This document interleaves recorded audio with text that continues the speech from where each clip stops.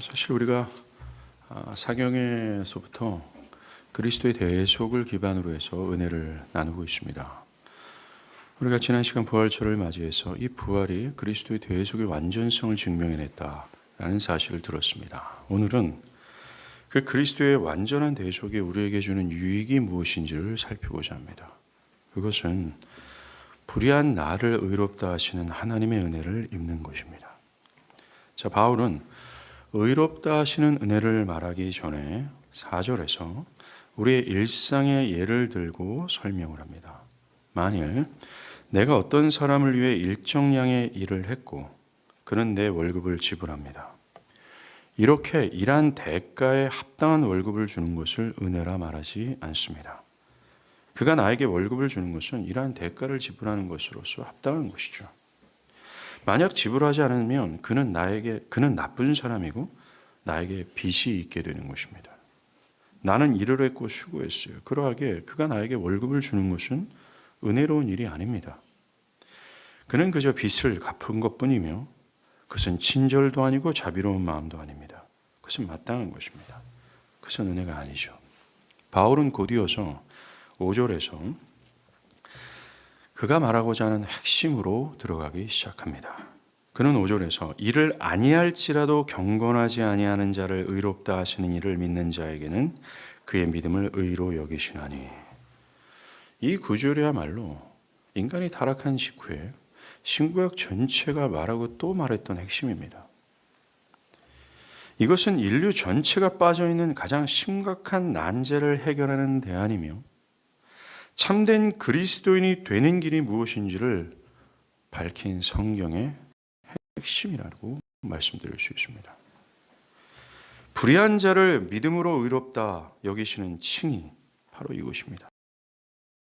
다른 여러 곳에서 이 칭의를 설명할 때 예수 믿는 자를 의롭다 하신다고 했습니다. 여기에서 의롭다 하심을 얻는 자가 누굽니까? 예수 믿는 자입니다. 예수 믿는 자를 의롭다 여기신다라는 것에 비해 오늘 본문의 표현이 더 강합니다. 예수 믿는 자를 의롭다 여기신다라는 것과 불의한 자를 의롭다 여기시는 것 중 어떤 것이 더 강한 표현이 되겠습니까? 여기에서 누가 의롭다 여김을 받는 사람입니까? 오늘 본문에서요. 그것은 일하지 않는 사람입니다. 불의하고 불경건한 사람이라는 거죠. 이들이 바로 예수를 믿음으로 의롭다 여김을 받은 모든 그리스도인입니다. 의롭다 여김을 받은 그리스도인들이 다름 아닌 일하지 않는 자, 불의한 자라는 것이죠. 이것은 예수를 믿는 자들의 실제적인 정체를 폭로한 것이며 그들의 실제적인 상태와 신분을 드러낸 성경 구절이 됩니다. 그리스도인들은 실제로 일하지 않는 자였습니다. 그것으로 그들은 합당한 대가를 받지 말아야 했으며 그 어떤 혜택도 복락도 누릴 수 없는 자였다라는 것입니다. 바울은 예수를 믿는 자들의 정체를 그들은 일하지 않는 자일 뿐만 아니라 더 나아가 불의한 자다, 불경건한 자다라고 강조합니다. 그래서 거룩하시고 공의로우신 하나님께서는 그들에게 무엇을 주지 말아야 했으며 줄 수도 없고 그저 하나님의 진노와 심판을 받아 마땅한 죽을 죄인이 돼야 합니다. 그들이 들여 마시는 공기 그것도 없어야 하며 생명을 유지할 수 없으며 먹을 것과 마실 것이 없어야 할 마땅한 그런 존재였다라는 거예요. 왜요? 그들은 일하지 않았기 때문에 그렇습니다. 그렇다면 오늘 본문에서 이 예수를 믿는 자들이 일하지 않았다, 불의한 자라고 할 때 그들이 무슨 일을 안 했다고 하는 말씀일까요? 도대체 무슨 일을 안 한 자일까요? 무엇을 하지 않은 결과 불의한 자라고 하는 걸까요? 그것은 행위언약, 즉 율법이 요구하는 것을 행하지 않았다는 뜻입니다.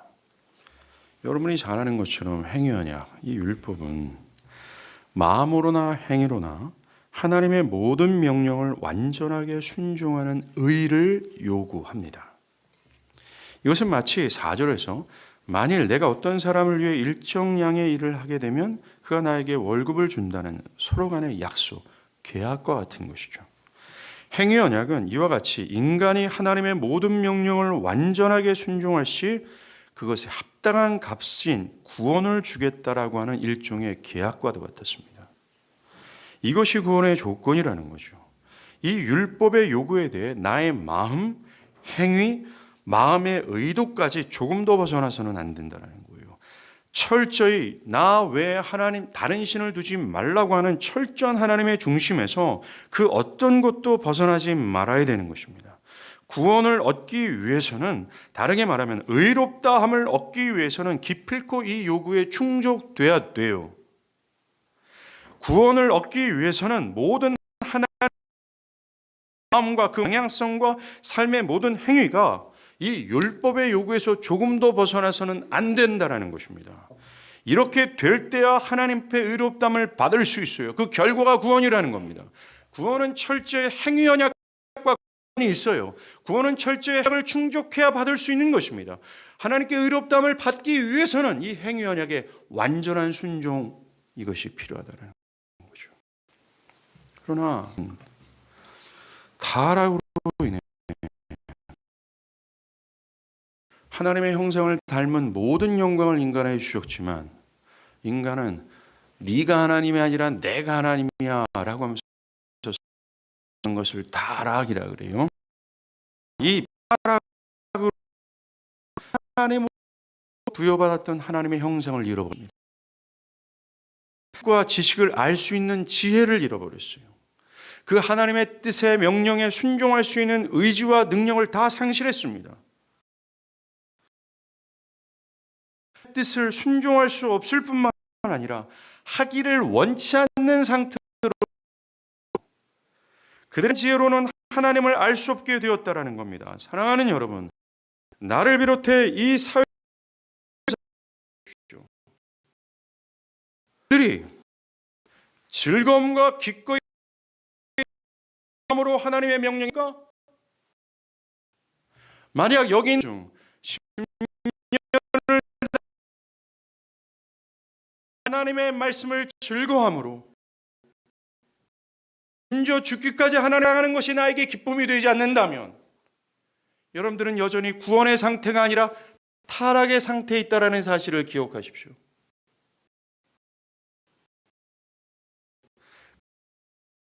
그로 인해 하나님을 알 수 없어요.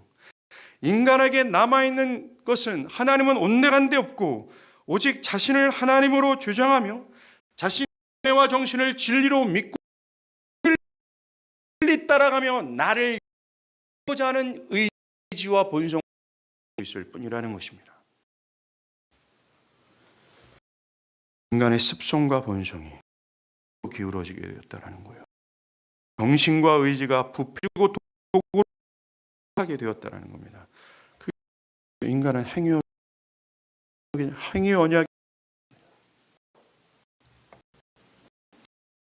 언약의 요구를 못할 뿐만 아니라 할 생각조차도 없는 상태에 빠졌다는 겁니다.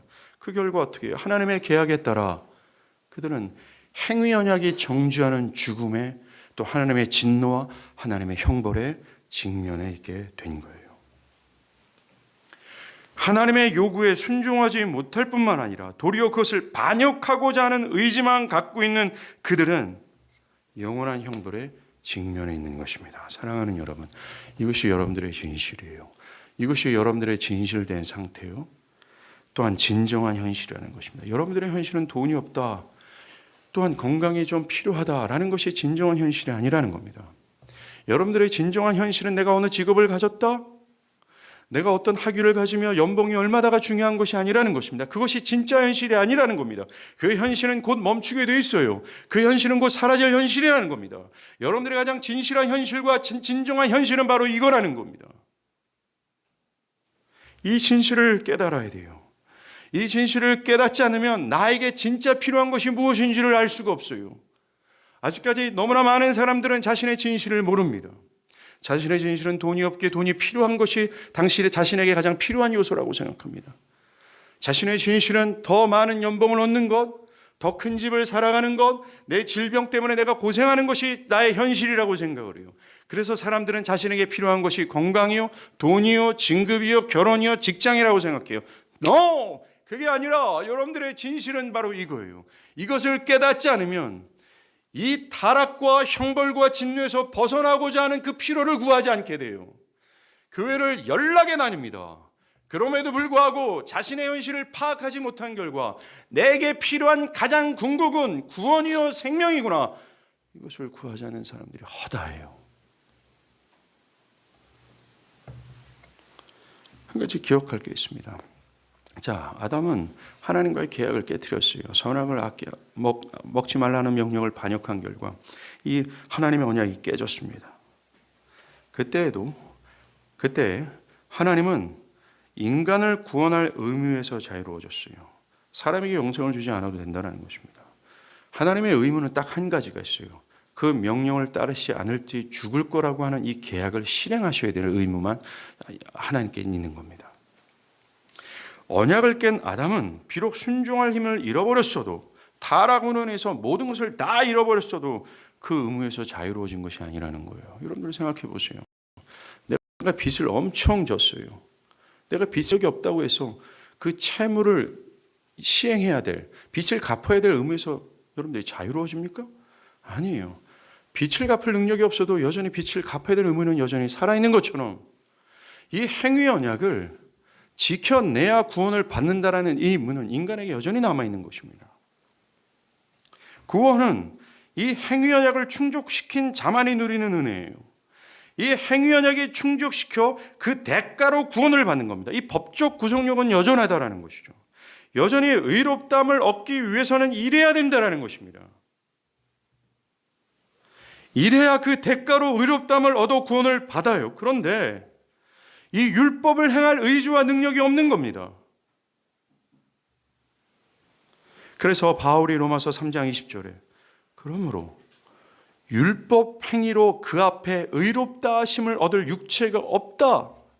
즉 율법을 행함으로 하나님이 요구하시는 완전한 순종을 이룰 그 인간이 단 한 명도 없다. 모두가 죄인이다 라고 말하며 그들 모두가 율법의 저주 아래 있다라고 얘기를 하는 겁니다. 일을 해야 일한 대가로 의롭다함을 받는데 문제는 하지 못한다라는 거예요. 이것이 율법의 저주라고 얘기를 하는 것입니다. 바울이 5절에서 일하지 않는 자, 하나님께서 일하지 않는 자를 의롭다고 여기신다고 할 때 일하지 않는 자가 바로 이런 사람이라는 거예요. 율법에 순종하지 않을 뿐만 아니라 할 생각조차 없는 완전 타락에 있는 인류 전체를 뜻하는 것입니다. 오늘 본문에서 바울은 하나님으로부터 의롭다함을 얻는 자가 이렇게 타락하고 불경건한 자라고 얘기해요. 가능성이 없는 것입니다. 죽어마땅한 죄인이라고 얘기를 하는 거죠.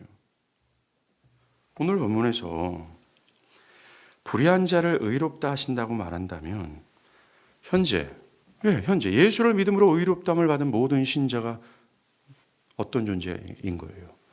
불의한 자라는 것입니다. 불경건한 자와 일하지 않는 자가 확실해요. 저를 포함한 여기서 그리스도를 믿는 모든 사람들은 의로운 자가 아니었다는 것입니다. 과거에 그들은 행위 언약이 요구하는 모든 율법을 순종하지 않은 일하지 않는 자였다는 겁니다. 그것을 순종하지 않을 뿐만 아니라 순종할 마음이 일도 없는 타락하고 불경건하고 부패하며 왜곡되고 일그러지고 그래서 죽어 마땅한 형벌받을 그런 자였다라는 사실을 오늘 본문이 힘주어 얘기하는 거죠. 정말 그리스도인, 현재 그리스도인이 된 사람들을 돌아보면 정말 다른 이들과 같이 본질상 진노의 자녀가 맞아요. 마귀의 자녀였습니다. 결코 경건하지 않았어요. 일하지 않는 자였다라는 겁니다. 그들은 하나님의 뜻에 순종하지 않았을 뿐만 아니라 할 수도 없는 영적으로 죽은 자들이었어요. 형벌받아 마땅한 자였습니다. 이것은 명백합니다. 사실 이것이 명백한 것을 깨닫고 나 같은 자를 위해서 그리스도가 피 흘리시고 나 같은 자를 위해서 하나님은 자신의 아들을 주셨구나. 나는 이 사실에 놀래 자빠져 거기에 놀라고 전율해서 그 하나님을 온 마음 다해 사랑하게 되는 인간들, 그게 신자라고 얘기를 하는 거예요. 은혜를 은혜로 하는 자들. 그 은혜의 시작은 일하지 않는 자가 누구인지에 대한 정체를 깨달은 자들이에요. 바울은 5절에서 하나님께서 이런 죄인들을 의롭다 하신다라고 말합니다. 이 분명히 칭의 교리거든요. 즉 믿음으로 말미암아 의롭다 여김을 받는다. 신구약 전체가 가장 핵심적으로 우리에게 전하고자 하는 그것. 특별히 오늘 5절은 불의한 자를 의롭다 하신다고 하면서 이 칭의를 가장 강력하게 표현한 진술입니다. 이 구절은 칭의가 죄인의 행위는 완전히 배제되고 완전히 하나님의 행위라는 것을 확실하게 증명해 주는 거예요. 직관해서 구원은 인간의 행위의 토대에 전혀 기반하지 않고 완전히 하나님의 행위에 기반하고 있다는 사실을 전하는 겁니다. 그렇지 않습니까? 여러분들, 죄로 인해 행위 언약을 따를 수도 없고 따를 생각조차 없는 그 의지나 그런 본성 자체가 없는 그런 인간에게 어찌 행위 언약의 요구를 충족할 것을 기대할 수 있겠어요? 마음의 선과 의가 1도 없는데 타락과 죄와 부패만 가득한데 그들에게 어찌 하나님이 요구하시는 의와 선을 기대할 수 있겠어요? 하나님은 우리보다 그것을 잘 아십니다. 본질상 진노의 자인 우리보다 우리가 부패하고 타락해서 우리 안에 그 어떤 선함도 의도 건질 것이 하나도 없다는 사실을 명백하게 알아요. 그래서 하나님 또한 구원을 위해서 우리에게 기대하는 것이 1도 없다는 것입니다. 오늘 본문 이 칭의 가장 강력한 진술, 불의한 자를 의롭되 여겨, 불의한 자를 일하지 않는 사람들에게 거저물 줘. 이 말도 안 되는 이 복음이 말하고자 하는 것은 칭의, 우리의 구원은 우리에게 기반을 두지 않는다라고 얘기하고 있어요. 철저히 하나님의 행위에 기반을 두고 있다는 사실입니다.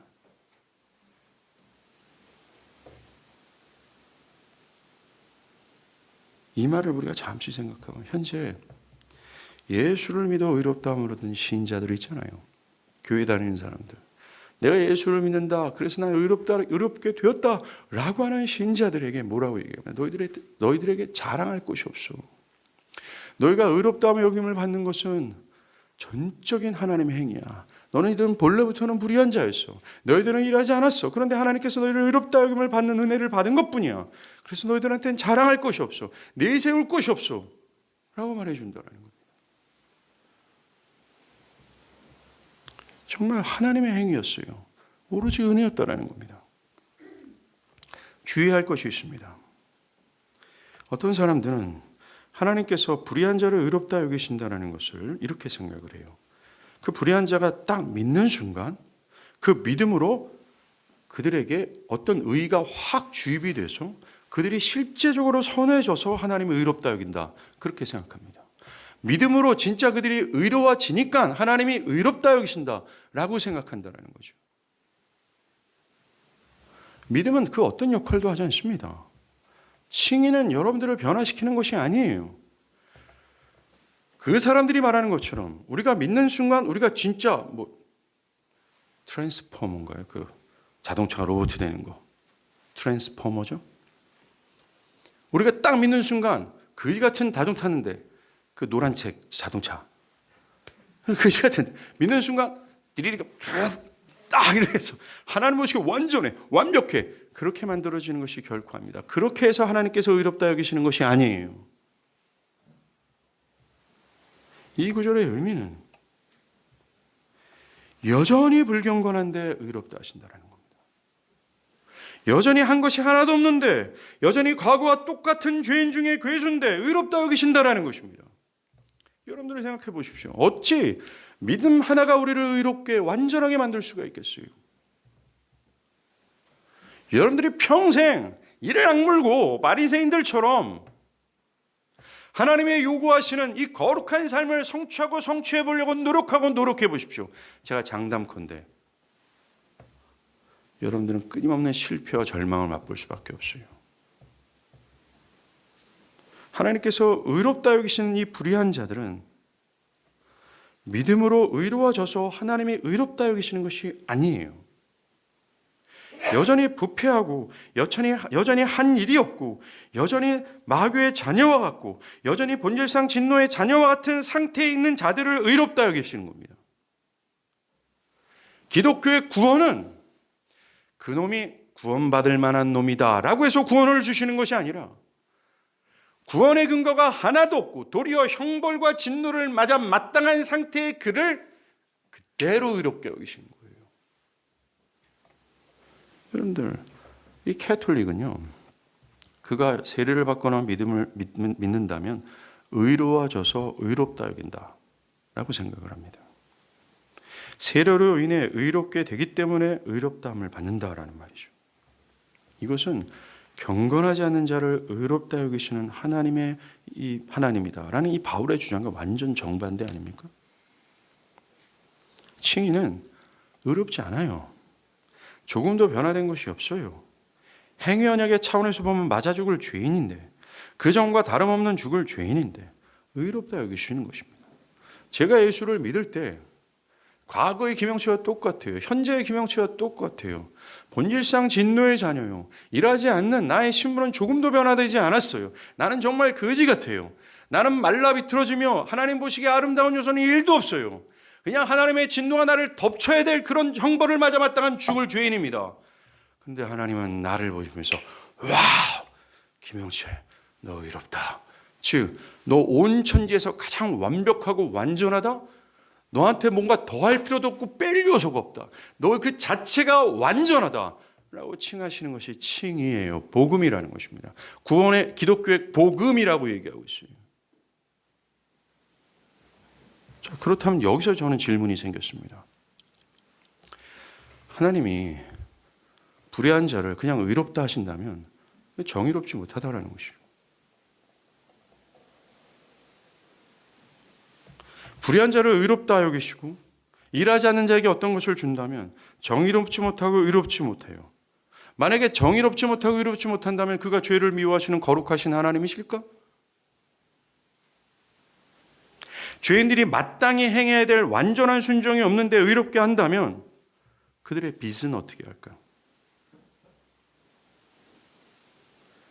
그냥 그것들을 완전히 묵과해버린다면 하나님은 과연 의롭고 정의로운 분이신가? 만약에 정말 그렇다면 성경 전체가 말하는 하나님 되심이 어때요? 큰 유반이 되는 것처럼 보입니다. 이 질문의 답이 우리가 지금까지 이야기하고 또 이야기했던 그리스도의 대속이에요. 그래서 예수라는 것입니다.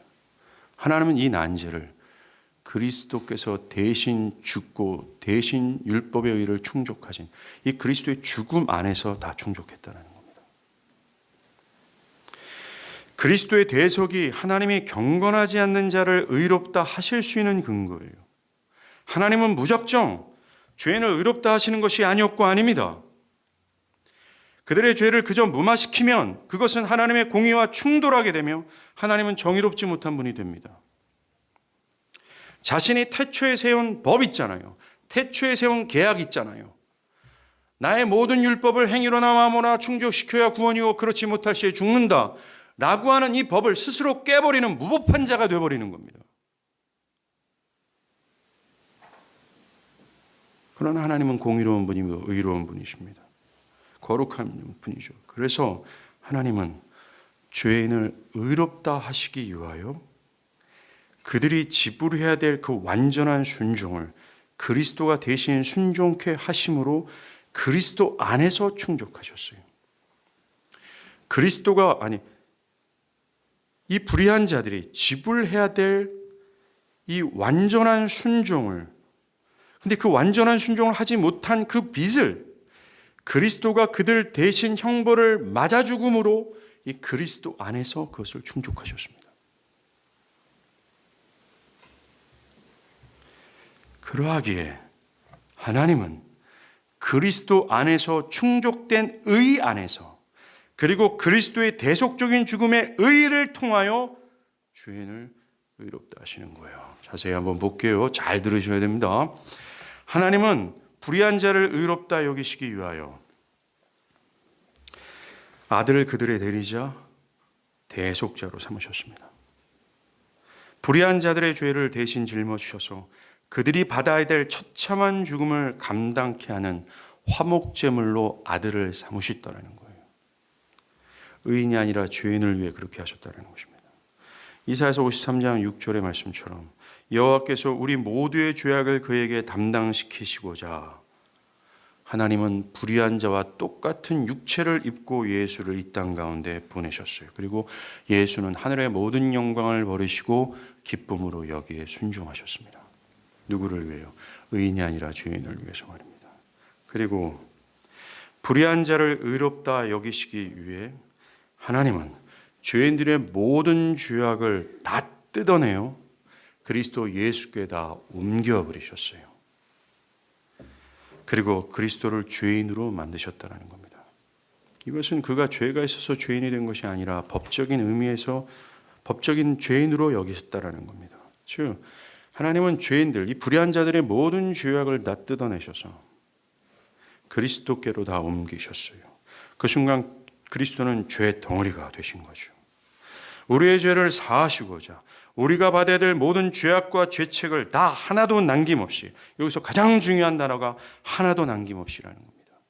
하나도 남김없이 과거에서부터 그리스도 앞에 서는 그 순간에 저지를 모든 죄악을 다 뜯어내요.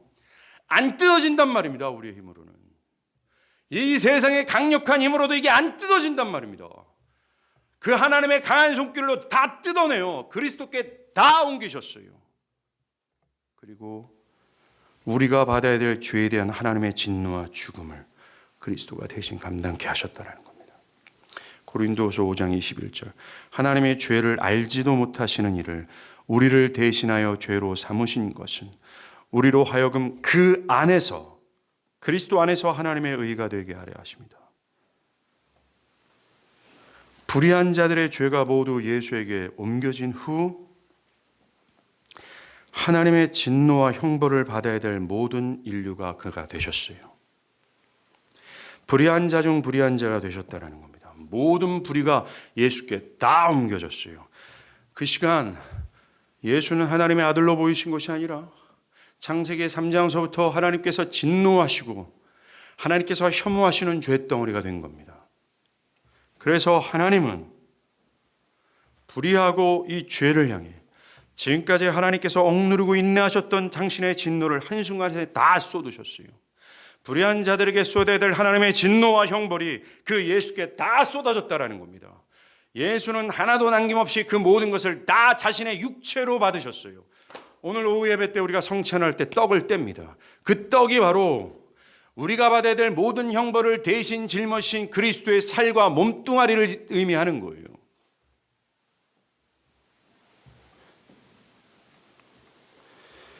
율법은 예수를 향해서 가장 날카로운 소리로 저 인간 저 예수 잡아 죽여라 라고 정죄했습니다. 예수는 율법의 정죄를 하나도 남김없이 우리를 대신해서 다 받아내셨어요.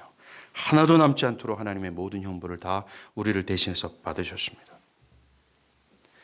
골로새서 2장 14절을 보면요, 예수께서는 우리를 정죄하고 우리를 불리하게 만드는 죄의 법조문을 십자가에서 말소시키셨다라고 기록을 합니다.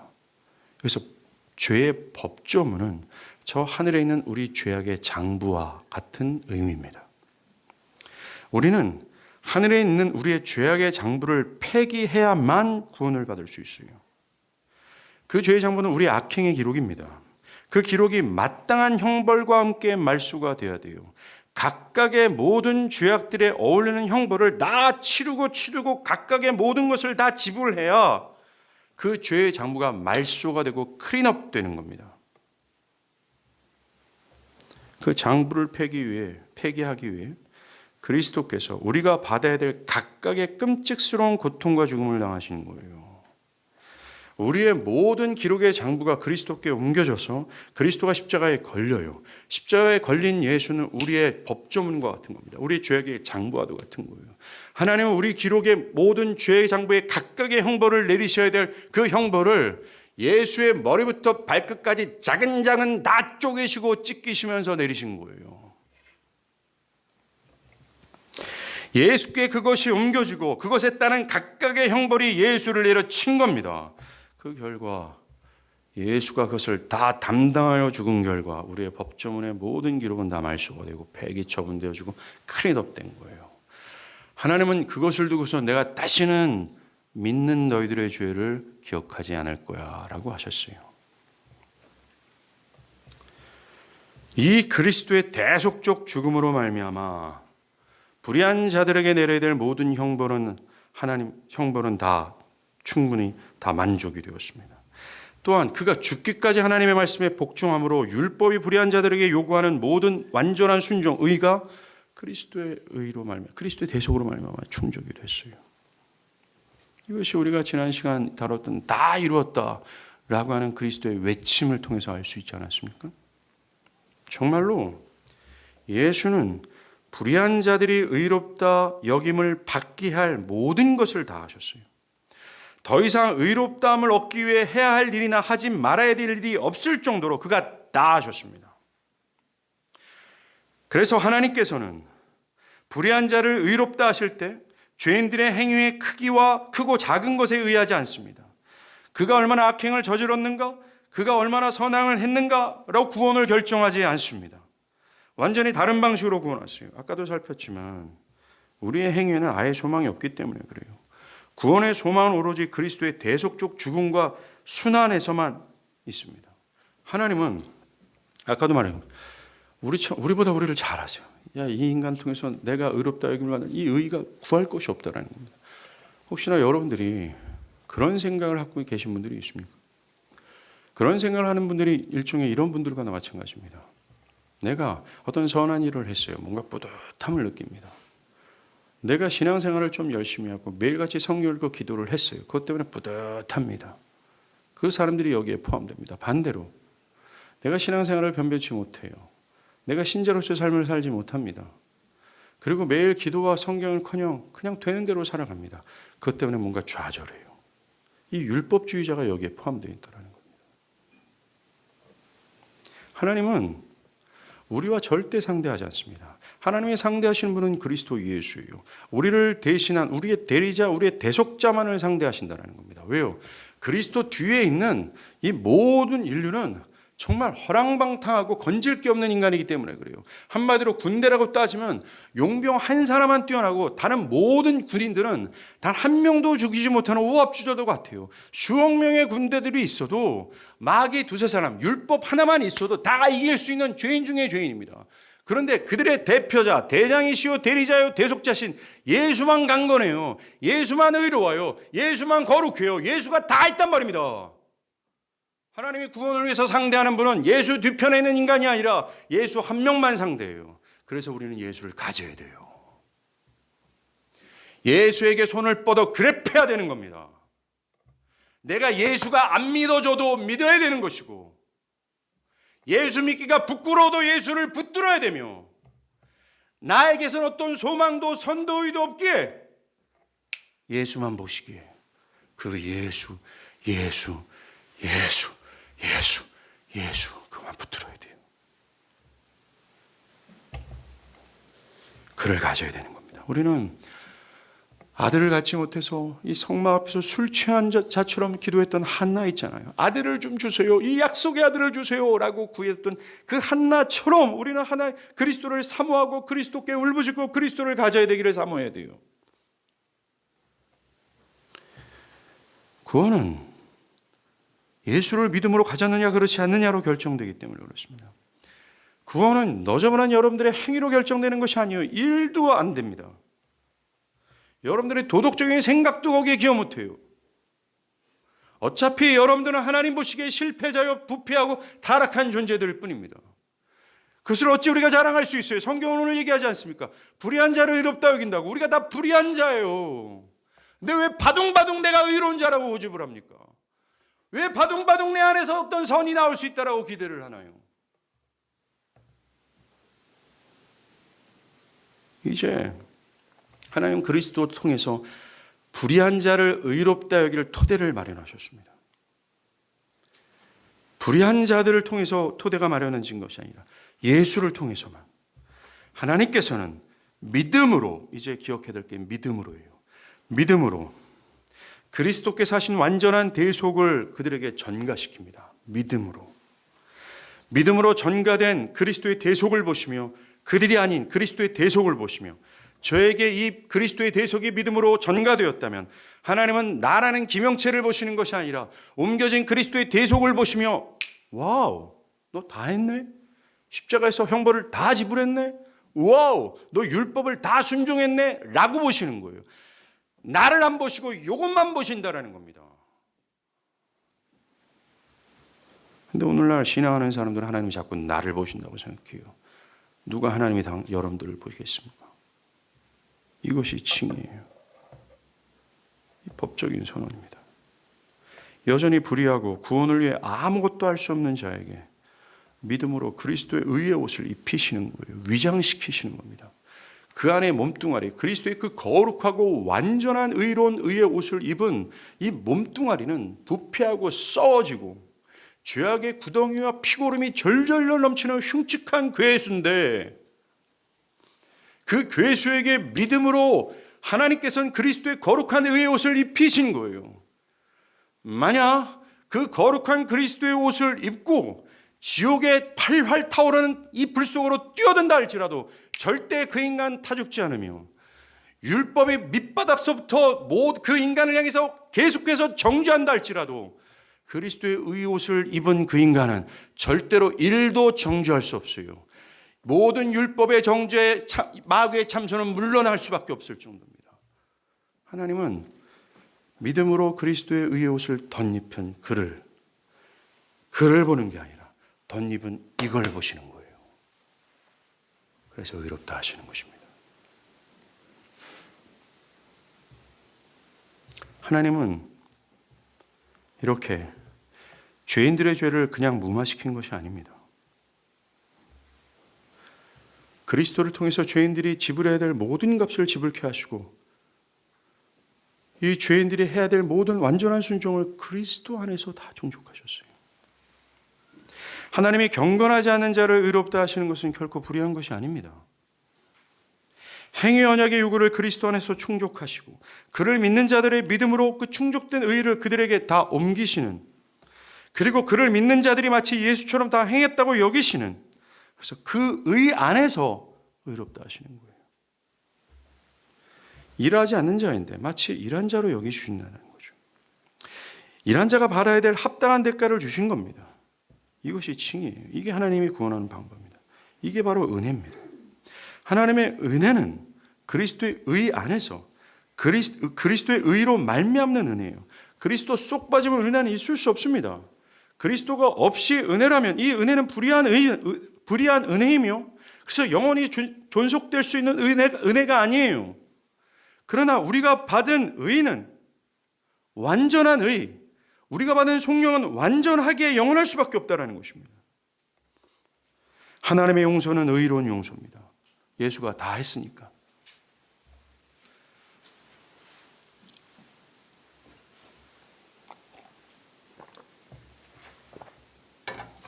하나님의 구원은 의로운 구원이에요. 대충 얼버무린 구원이 아니었다는 겁니다. 우리가 받은 이 구원은 대충 하나님이 얼버무려서 그래 구원해 줄게 여기 있어라 라고 한 것이 아니라 그리스도 안에서 우리가 모든 것을 다 충족한 상태에서 구원으로 들어간 자들이에요. 그렇게 여기신다 약속하신 약속을 근거로 모든 것이 충족되어 하나님 앞에 선 것이 구원입니다.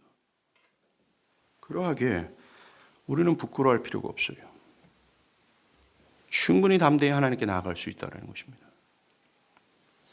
예수의 의가 나의 의가 되기 때문에 그래요. 마치 내가 다 한 것처럼 뻔뻔스럽게 하나님께 나아갈 수 있는 것, 이게 기독교의 구원이에요. 마치 일한 사람처럼 설 수 있는 것입니다.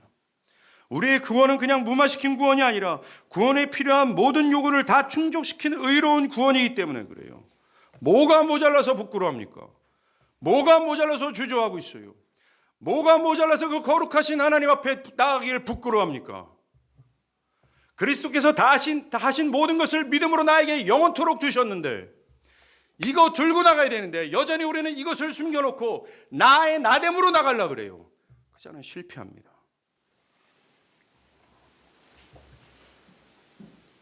이것이 은혜입니다.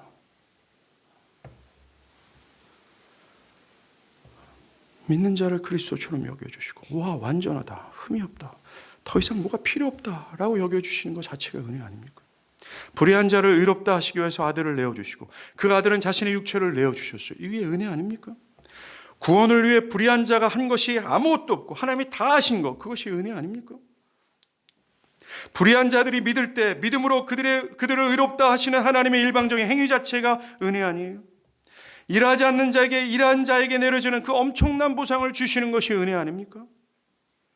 예수가 일했는데 예수가 받아야 될 대가를 믿는 자가 대신 받는다는 것 자체가 은혜 아닙니까?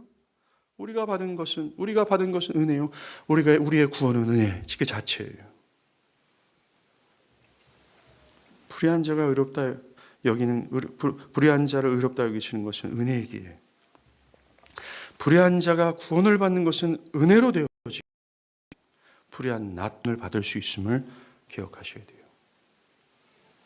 구원이 일하지 않는 자가 받는 것이기에, 일하지 않고 신앙이 결핍되어 있어도, 나의 행함이 부도덕해도, 나의 삶이 불경건해도 상관없이 능히 의롭담을 받을 수 있습니다. 기독교의 구원은 행함이 아니라 또 일하는 것으로 받는 것이 아니라 은혜로 받는 것이기에, 나처럼 극악한 죄인도 능히 의롭담을 받을 수 있는 것이에요. 하나님께서 불의한 자들을 의롭다 하시는 토대는, 그들을 바라면서도 의롭다 하시는 그거는 그들의 삶도, 그들의 행함도, 그들의 그 생각도 아니에요. 그들이 믿음으로 붙들고 있는 그리스도를 보시는 겁니다. 그들이 믿음으로 꽉 붙들고 있는 예수예요.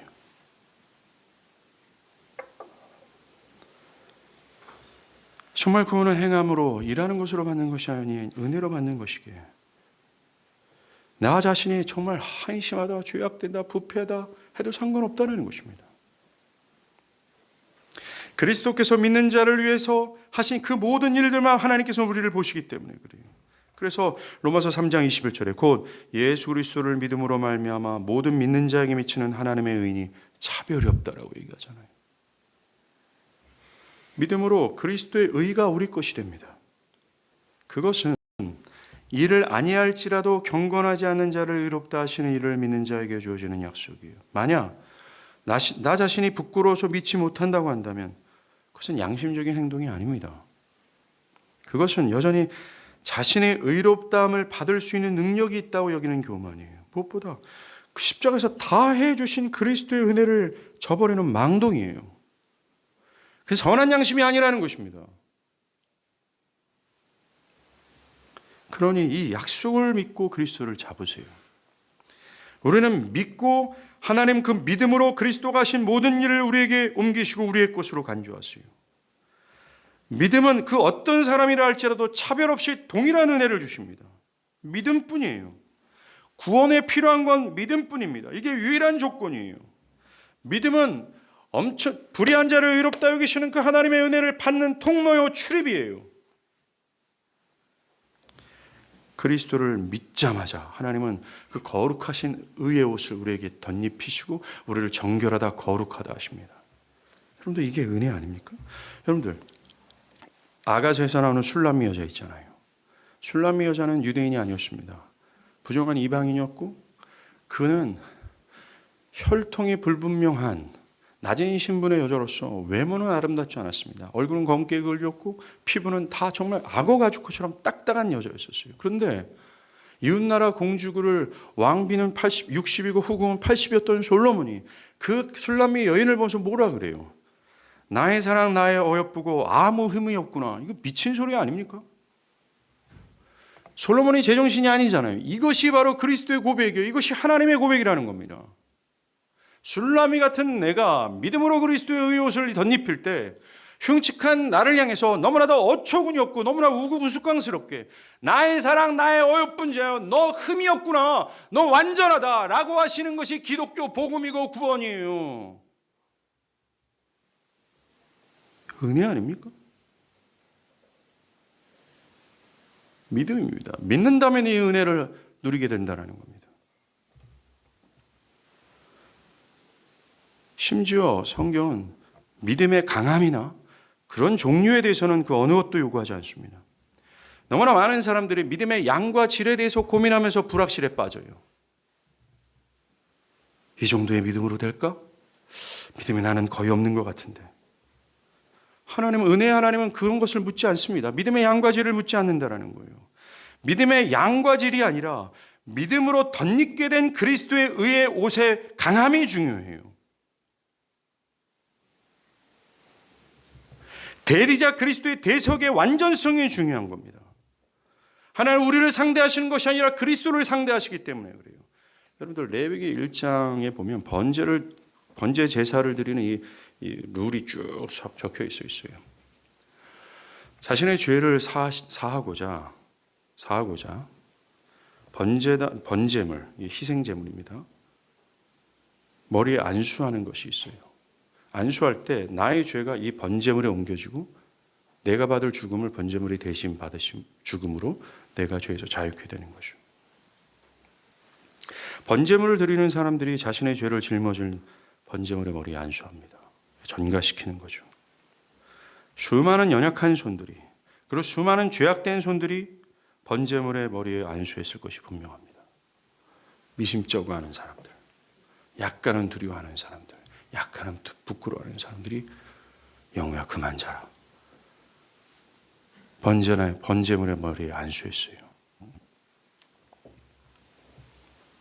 그러나 그 손길이 어떠하든지 상관없이 번제물의 역할을 바꾸지 못했습니다. 번제물이 가지고 있는 온전함을 손상시키지 못했어요. 번제물을 바치는 사람의 손이 떨린다 해서 제사장들이 그를 회막 밖으로 내치지 못했습니다. 손을 떨며 부끄러움과 두려움으로 간신히 제물의 머리에 안수했다 할지라도 그들을 위한 속죄가 이루어지지 않았던 것이 아닙니다. 레위기 1장 4절에 그는 번제물의 머리에 안수할지니 그를 위하여 기쁘게 받으심이 되어 그를 위하여 속죄가 될 것이다. 이 약속을 근거로 가장 연약하고 죄악된 손이 그 번제물과 접촉만 하더라도 그것을 가지고 온 사람들의 죄를 충분히 대속했습니다. 하나님은 그것만 그와 상대하신 것이 아니라 그가 안수한 번제물과 상대하시기 때문에 그렇다는 거죠. 우리의 번제물이 되시는 예수는 하나님 보시기에 온전합니다. 가장 단순하고 연약한 믿음이라 할지라도 정말 거룩함은 그 삶에 보이지 않고 그을림만 가득한 사람이라 할지라도 연약한 믿음이라 할지라도 충분합니다. 왜요? 우리를 위해 무언가를 하는 주체는, 우리의 구원을 위해서 뭔가를 하는 주체는 내 자신의 어떤 삶과 마음의 상태가 아니라 우리가 접촉하고 있는 예수가 주체이기 때문에 그래요. 우리가 예수를 믿을 때 그의 옷은 우리의 인격과 삶에 있는 불완전함, 이걸 덮습니다. 우리의 연약한 믿음 또한 덮는 능력이에요. 믿는 여러분이 아무리 큰 죄인이라도 상관없습니다. 그렇게 예수를 붙잡기만 하면 죄사함과 의로움과 영원한 행복을 받을 수 있어요. 오직 경건한 자를 의롭다 여기시는 이를 믿는 자에게는 그 믿음을 의로 여기시는 약속 안에서 그리스도를 붙잡은 자를 의롭다 하시는 겁니다. 그러니 주 예수를 믿으라 그리하면 너와 내 집이 구원을 받으리라. 이 말씀을 믿으십시오. 믿고 또 믿으십시오. 여러분에게 자격이 없다고 여겨진다면 믿으십시오. 여러분의 삶이 신자로서 부족하고 너무나 커서 지옥에 떨어질 것 같은 생각이 든다면 여러분의 삶을 고치기 전에 믿으십시오.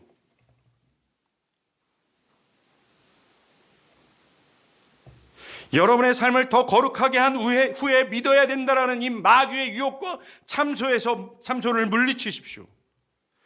여러분들을 의롭다고 구원시킬 수 있는 유일한 길은 믿음뿐이에요.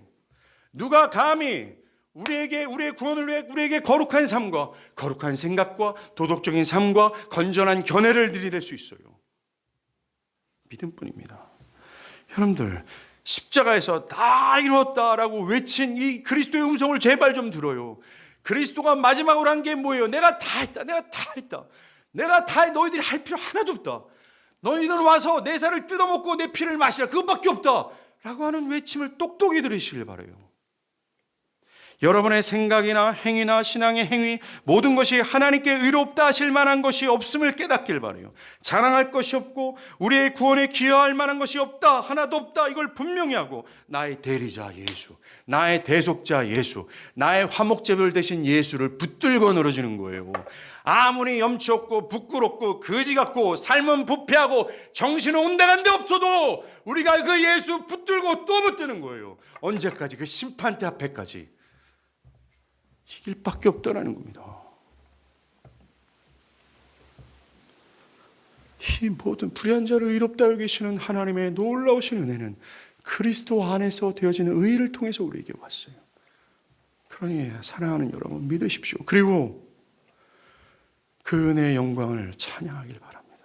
어찌 나 같은 자를 위해서 하나님께서 그렇게 하셨는가? 어찌 나 같은 자를 위해서 그리스도가 그렇게 죽으셨는가? 그 은혜에 능히 감사하십시오. 감사는 말로만 하지 마십시오. 여러분들 전체를 드리는 헌상을 통해서 감사하시길 바랍니다. 헌상이 없이 여러분들이 만약에 감사하다면 그 감사는 메말라 비틀어진 유선일 수밖에 없어요. 바울처럼 자신의 시간과 물질과 인생과 미래 전체를 하나님께 기쁨으로 드리길 바랍니다. 그걸 통해서 그 은혜의 영광을 찬미하는 여러분들이 되길 바라요. 만약에 그 은혜 하나님, 불의한 자를 의롭다 여기시는 은혜 하나님을 믿는다면, 이 믿음은 여러분들의 인생 전체를 헌상을 통해서 하나님께 감사하는 자로 만들어버릴 거예요. 복참으로 기도하시겠습니다.